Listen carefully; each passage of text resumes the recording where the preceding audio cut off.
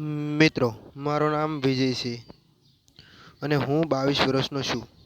હું દેખાવમાં તો ખૂબ સારો છું અને બિંદાસ છોકરો છું. હું લાઇબ્રેરી તરીકે કોલેજમાં કામ કરું છું અને તે જ કોલેજમાં ભણું છું. મારા ઘરની પરિસ્થિતિ થોડી ખરાબ હોવાના કારણે મારે કામ કરવું જરૂરી છે. મેં બહાર પણ ઘણી બધી જોબ શોધી પરંતુ મને તે જોબ ના મળી, જેના કારણે મારે કોલેજની અંદર લાઇબ્રેરીમાં હું જોબ કરું છું અને કોઈ પણ વિદ્યાર્થીનીને આવે તો તે લોકોનું પુસ્તક દેખાડતો હોઉં છું અને પુસ્તક પણ આપું છું. આ કામ મારું છે, જે મને કરવું પણ ઘણું ગમે છે. આમ તો લાઇબ્રેરીની અંદર ઘણી બધી શાંતિ હોય છે, પરંતુ આ શાંતિની વચ્ચે મારું હૃદય શાંત નથી રહી શકતું, કારણ કે હું યુવાન છું. મારી ઉંમર 22 વર્ષની છે, પરંતુ મારી પરિસ્થિતિને કારણે મારા ઘણા બધા મિત્રો મને પણ નથી, જેના કારણે કોઈ છોકરી સાથે હું વાતચીત કરી શકતો નથી. મને ઘણી બધી શરમ આવે છે. મારા કરતાં નાના મિત્રો છે, જેની ઉંમર 18 વર્ષની છે, તે પણ પોતાની ફ્રેન્ડને લઈને આંટા મારે છે અને તે લોકો ખૂબ જ આનંદ કરે છે. પરંતુ આ લોકોની વાતો જ્યારે હું સાંભળું છું, ત્યારે મને ઘણો બધો અફસોસ થાય છે અને પણ ગુસ્સો પણ આવી જાય છે.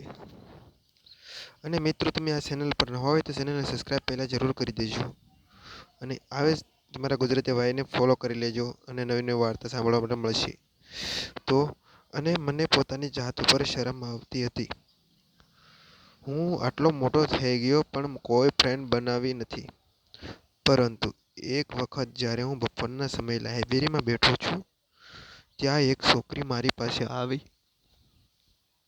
અને તેણે મારી પુસ્તક માંગ્યું. મેં તેને પુસ્તક આપ્યું. ત્યારે તેણે મને તેનો મોબાઈલ નંબર આપી દીધો.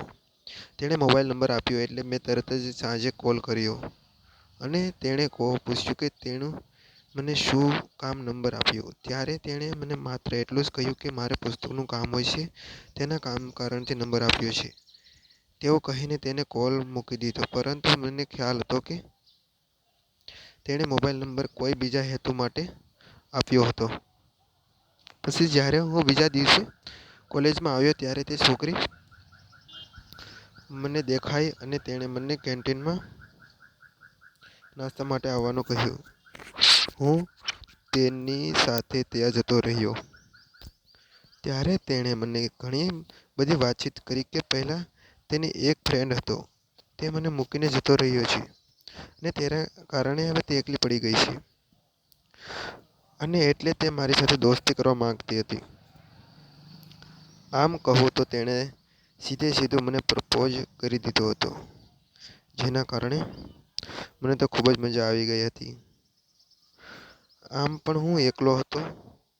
મને લાગતું હતું કે કોઈ મને બોલાવશે નહીં, જેના કારણે હું લેક્ચર બંક કરવા લાગ્યો હતો અને મારી ફ્રેન્ડ સાથે નવી જગ્યાએ જવા લાગ્યો, ફરવા લાગ્યો.